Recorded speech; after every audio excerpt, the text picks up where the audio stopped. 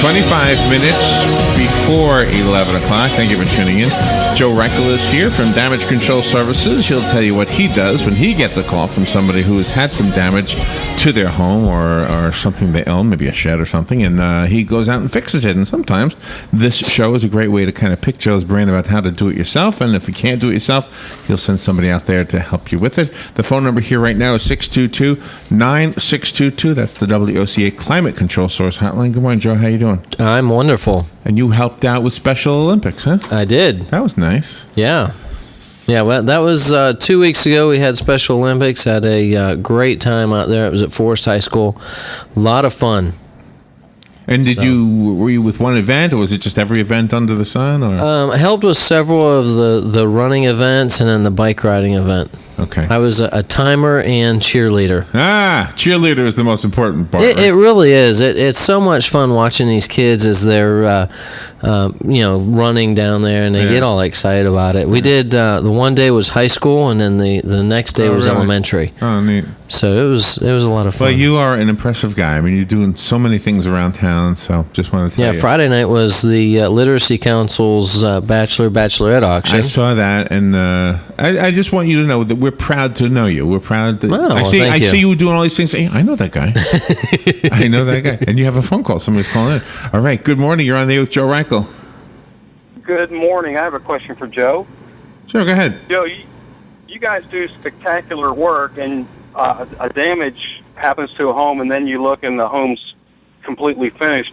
But could you walk us through the steps that it takes to get that house to look perfect at the end, and what happens to like the contents of the home when you're fixing it? Oh, great question. There's a lot that goes into from the moment a disaster happens. Our first step is to keep further damage from happening. So we've got to board up windows or put a tarp on the roof or whatever it is to keep the weather out. Sometimes there's a temporary roof that needs to be built, whatever it is, to make sure that things are secure. Because the one thing you don't want to do is have to worry about vandalism or things like that. Right. Oh, yeah. So, from that point, and then depending on the severity of the damage, what it is, sometimes we've got to move things out of a house or into storage or move them into an area of the house where they'll be safe while we do the work. So it really depends on what the damage is as far as where the contents go. At that point, once the emergency service work is done or the mess is cleaned up and all you have left to do is the repair work, that's when we meet with an insurance adjuster usually with the homeowner and figure out what exactly needs to take place to get everything put back together. So that's called a scope of work. Once that scope of work is agreed to and all of the numbers and everything's put into the computer, they use computer programs for this to figure out the cost of what it's going to be. So they figure out how many lights there are and they pay so much per light, or how much per lineal foot of trim or whatever it is needs done, or square yard of carpet or square foot of tile, whatever it is. They figure all this up in the computer program and you get a price. They'll send you a check, the homeowner, from your insurance company, and typically it'll have your mortgage company's name on it and sometimes our name on it. So it really depends. It could be a three-party check. At that point, what you'll do is send that check to your mortgage company. Your mortgage company, they want to make sure that you take care of the damage and don't take the money and run. So they have a vested interest, and they will send you a third of the money to get started, and then a third of the money at a halfway point, and then when we're all done, we do a final inspection, and we do they send out the final third of the money, depending on the size of the claim. If it's a smaller claim, sometimes they'll just go ahead and send it all at one time. But when you get into a large size claim, they typically will send it in thirds. And the good news, it does all eventually come around, and you can understand why they're safeguarding their own best interests. Too. Oh yeah, and there's a lot that goes into an extensive insurance claim, quite a bit, going through the whole process, and it doesn't seem to move quickly, just because you're dealing with the insurance company and you're dealing with your mortgage company, and there's a lot to happen there. So, typically, it is a longer process for an insurance claim. However, sometimes what we've had homeowners do is they'll come out of pocket to get work started. Yeah, that makes sense. And that way we can get it going and start the process, so you don't have to. They're not out of inconvenienced longer than they have to. So, and then too, depending on the severity of the claim, sometimes they'll move. Your insurance will pay for temporary housing, or you'll have to move out. So that's always makes it a little bit more difficult as well.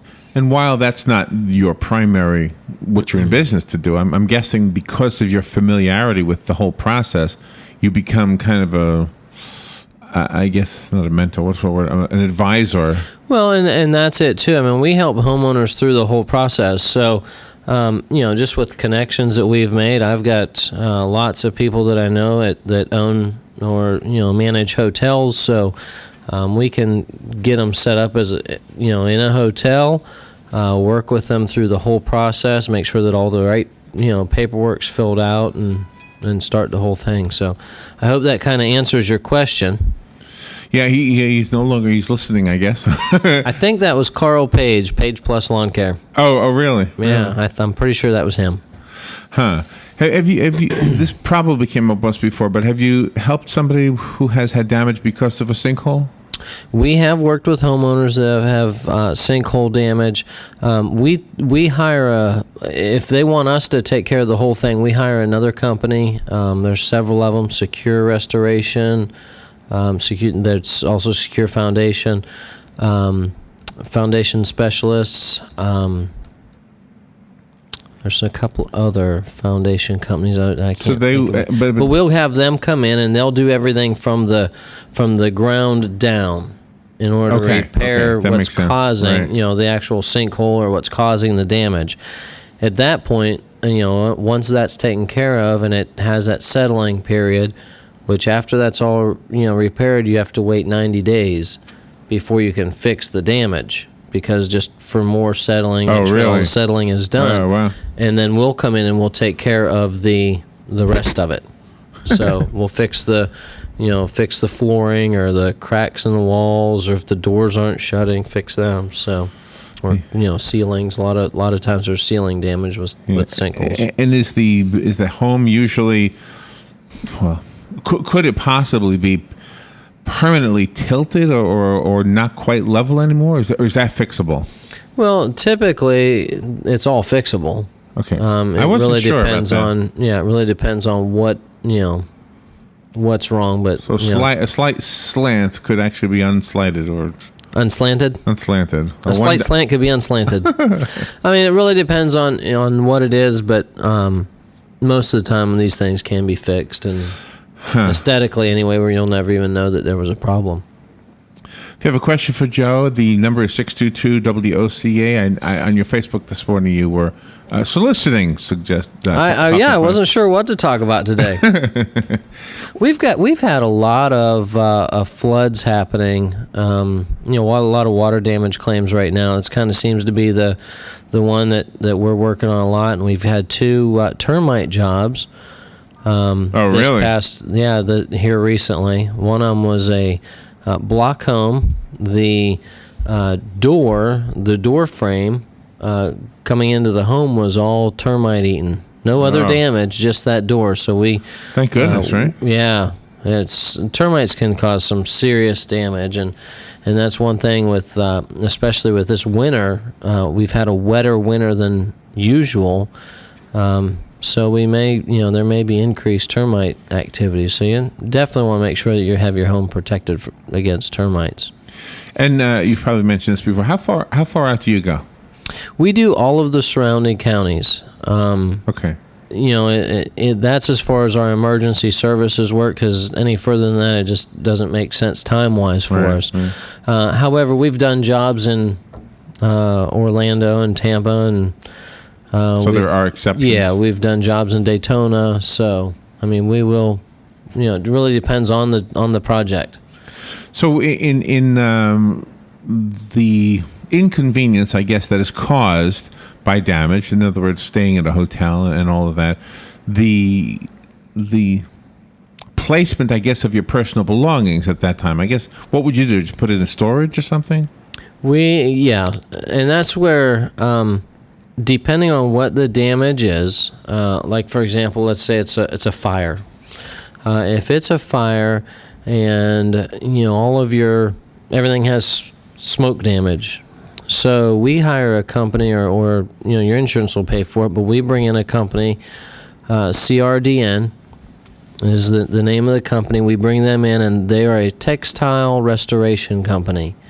They're able to basically dry clean all of your textiles, everything from your curtains to your linens, your clothes, everything, shoes, get all that smoke odor out of it. So if it's a fire, we'll call them in. They will work with you as the homeowner and get a rush order. What that is they'll, that's a smaller order that they will have back to you in a couple days. And the rest of it, they will clean it and store it until your home is ready, and then they'll bring it right back. Oh, wow. And drop it off. So it works out really good for a situation like that, and that's your clothes. So a mold situation, where you have mold or fire, where everything would need to be cleaned, we'd use that company. If it's like this past spring, we had one of the jobs. It was a tree job. The tree fell on the home, and it wasn't livable. So basically, we packed them up, packed everything out of the house. They took what they needed and where they were going to be temporarily staying. Right. We packed the rest of it up and put it in storage. When we had the house done, we moved everything. We unloaded three bays Wow. of storage, and are brought they, everything back. this is probably goes without asking, or I'm guessing everybody's different, but are they helping? Is the family actually helping with all the moving and packing, or do they get out of town or at least go to a hotel or something? And Well, it really depends. each is different. Huh? Yeah. I mean, we've had some older couples where, they Just couldn't didn't do really it. do anything. Yeah. We've had some people that they wanted to pack everything up. So, I mean, it's Yeah, I can one of those understand. things where packing is not a fun job. And if you've ever moved or ever had to pack out a house, you realize there's a lot more stuff, and it takes a lot It's longer unbelievable. than Unbelievable. And just the whole process of packing everything is, So you become a part of their everything lives. doesn't fit. I mean, while these people, I mean, this is a several-month process sometimes. Sometimes it is. So you, Yeah. I mean, I can just imagine the family that needs to move into a motel. They've got children. The children have to get to school. Now the school bus doesn't go there, and Yeah, it does create some problems, and I mean anytime there's a disaster, there's undue stress or added stress that you didn't expect or didn't count on.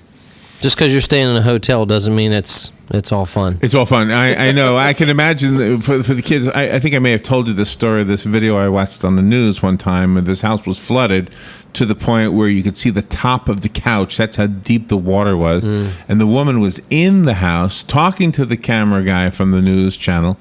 And she's just so upset. And she's expressing that she doesn't know what she's going to do. She has no insurance. But on the couch, there's the children. They're diving into the living room.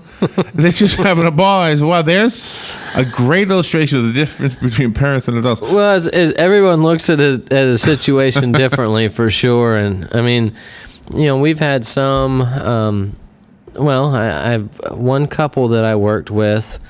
It was a fire, and the husband. He's standing there, and he's got a razor in his hand, one of those electric, for trimming his beard. Right. and he had baby wipes, and he's wiping this razor off, just in his own little world, not paying any attention, and kind of almost whistling, singing to himself. And his wife, oh no, who's right. This is the day after the fire. His wife is right there, and she's in tears because she had her father's urn right there, and she's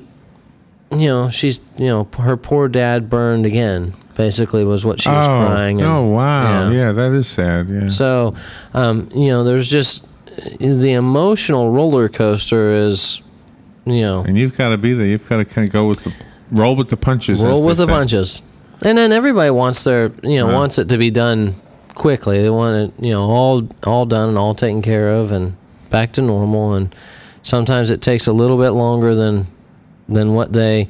Typically, it'll take longer than they expect. So, that's something I always work with them in the very beginning and explain this whole process to them so that they understand, they know, the steps that's going to go through and how long it possibly will take. So 2 questions about the accommodations in the meantime.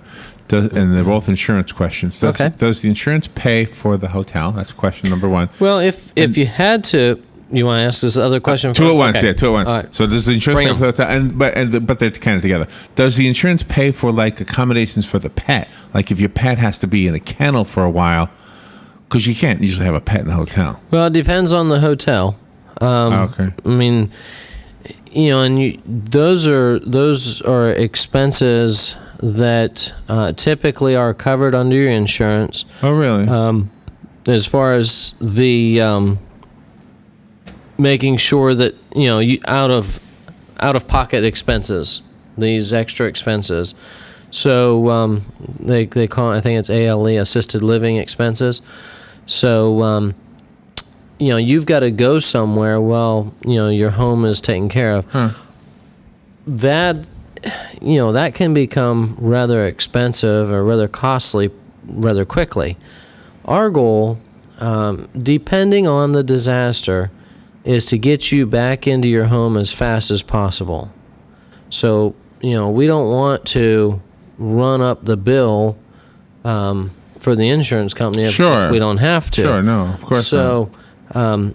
And we've had one where they had 2 dogs, and we made arrangements for them in a hotel where they could have the 2 dogs. But see, again, it sounds like you step in to help in probably going above and beyond what you actually are marketing yourself to do. I had a couple, wonderful couple down in the Villages, and I spent an extensive amount of time working with them to make sure that they could get into a hotel room that was going to suit their needs. That's not part of my job. It really isn't. Right. But and typically I don't have to make the phone calls and make the reservations. I give them a phone number. I tell them who to call, and they're able to take care of that. And they're able to work, their insurance is going to, pay them directly for, the out-of-pocket expenses. So, I don't typically have to do that. But I know these answers, so I can help them, explain to them how it's going to work. And a lot of times dealing with their adjuster over the phone and helping them, we've got to get them into a hotel. We've got to, move them out, or they're going to be staying at a friend's house or, a relative's house, something like that. So,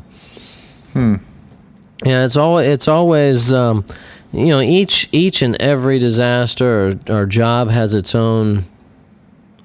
It's interesting to its own pieces. Hear how you do what you do, and are you typically the one of you and your partners? Are you typically the spokesperson regarding that? I know you are here on the radio. But. Well, it depends on. We're all able to do it. I work with homeowners. They work with homeowners. So we're all versed in how to do it. But our first and foremost when a disaster happens is for us to get there. Someone needs to be on site as quickly as possible. And that's 2 things. 2 reasons for that. The first one is to help the homeowner to understand that we're going to be there to take care of them. Right. And the second is to assess the assess the damage, assess what needs done, and be able to get the guys organized, the rest of the guys organized, and bringing the equipment and whatever's going to take to clean it up. Have you ever had a call for something preventive and specifically about electrical wiring? Let's say somebody has a house and they know that it's 50 years old or whatever. They're a little bit worried about it. Can you literally rewire a house without pulling the drywall down? Typically, yes. There are situations where they may have to cut little access spots in order to be able to get in, and then that can be patched rather easily. But you won't have to take the whole drywall down, as long as there's attic access or somewhere where they can get into it. They're able to do this and not cause extensive damage. So if you get a good electrician who's able to, they're able to do this usually. And how do they pull the wire through? They attach it to the old wire and pull it through somehow? I've always wondered how they get thread wire through a wall. There's several different ways to do this. Sometimes I'm sure they do that, or they have those wires and pulls that they can push and pull wire through. So the conduit or whatever's in there. Well, they have a it's not really a telescoping rod, but sometimes they screw together and they can shove them through an area. So they'll attach a wire to it and push it wherever they need to go. So what do we have a lot of? I know we have some, but do we have a lot of double-story homes or two-story or even three-story houses around here? There are several two-story homes, not too many three-story in this area, and that's one thing about Florida. Typically, it's just a one-story. Yeah, usually. Yeah. Although. We do have several two-story homes. I've seen more like lately, I guess. Mm-hmm. Well, and even the historic section of Ocala, there's a lot more in that area as far as the two-story homes. But and then some of your nicer developments, they have multiple-story homes. But a typical Florida-style home is only going to be a one-story home. Nice. So you're involved with, not to change the subject, but you're involved with the Literacy Council, and was that the bachelor and bachelorette thing you did? Yep, Friday night. How much did you guys raise? We $7,000, I believe, wow. is what was raised. Wow. Yeah, it was pretty successful for a first-time event. Wow. And you didn't put yourself out for auction, huh? Nope. I was me and Jonathan with the Blue Jays were the MCs of the event. Okay, okay. Yep. The young girl that was just in here was engaged to one of the Blue Jays. She's engaged to Jonathan. To Jonathan, okay, yep. Okay. All right, and his brother, or his partner, was being auctioned off? Yep. Jared Quidley was one of the bachelors. He did real good. Well, that would be embarrassing. I wouldn't have the guts to do that. Me neither. Nobody would bet on me. Oh yeah. Nobody's bidding on me. That's a yeah. That'd be tough. So was that the second year they've done that, or the first year? No, that was the first time. Huh. Sounds like fun. So you had fun doing it? It was a lot of fun. Yeah, it was a lot of fun. Yeah, Mojo's had the food, and then a bunch of different people helped out with it. So it was pretty good. And where was it? It was at the ballroom downtown, Mojo's Ballroom. Oh, okay. Oh, that's, of course, I knew that. Yep, it was a real nice event. Siding? Would you put siding on a home, or is that something you would go somebody else for? No, we do a lot of siding. Typically, we do the hardy board siding, but we've done some of the vinyl siding as well. But a lot of times, people use a hardy board siding product here just because of the durability of it. So that's a real good product. But we've done a lot of the wood siding as well on different buildings. By the way, do you remember you had a call? I took the call and relayed it to you. A lady who was getting the wind come through her wall? You told me about that. I don't remember. Did she call you? Not that I know of. That was a do-it-themselves project, right? Yeah. And it wasn't done... and it sounded like they fixed it with some spray-on expanding stuff. Spray foam. Sounds like some spray foam insulation. And they took care of the problem. I'm just wondering how that looks now. I mean, that's a part of it, too, is aesthetics. I mean, you don't want to just fix Well, the practical. and that's where whenever we do a restoration project, we've got a little guy was looking at me. We've got to make sure that it blends in, and you don't even know that there was a disaster there. So, whatever, as far as fixing more siding or repairing more siding or extra paint or, typically if it's a roof that's damaged, if over 25% of the roof is damaged, your insurance is going to pay for a whole new roof. So if it's less than that, they won't pay for that. That's actually good to know. Yeah, it is good to know. So, it really depends on, what is damaged, and right. That's where we come in to assess everything. Well, you guys do an awesome job, and I know you always go above and beyond. The core of what you do is to fix a home, but you probably fix lives as well as homes. Pretty much. In the process of doing it. Joe, how do we get a hold of you? And can I just recommend everybody listening, get one of those magnet business cards and put it on your refrigerator, because you don't need Joe right now. I've got them right here. So where do they call to get one? How do they get one of those cards? They can call me directly, 352-817-6574, or you can email me, joe@damageflorida.com. You might not need the number now. Nope. Maybe somebody you know. However, it's National Pancake Day today, so... It is. You might need the number. You get free pancakes that I have. Did you know that? I didn't know that. You got to give money to... they recommend you give money to something that they're... a charity that they're part of, so... It's a fundraiser for them. Okay. Not for them, but for the organization they're behind. All right. Everybody needs pancakes. We got a lot of good people in our community. We do. Don't we? I agree. We really do. I love Ocala. Thank you, Joe. Thank you, Larry. We will take a little break and be right back.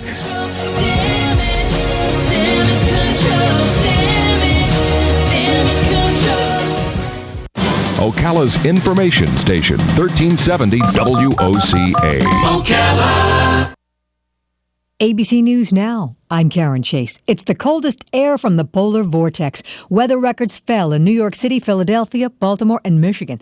And while a warming trend begins later this week, forecasters say March will remain colder than normal. Secretary of State John Kerry was greeted by Ukrainians begging for help on arrival in Kiev.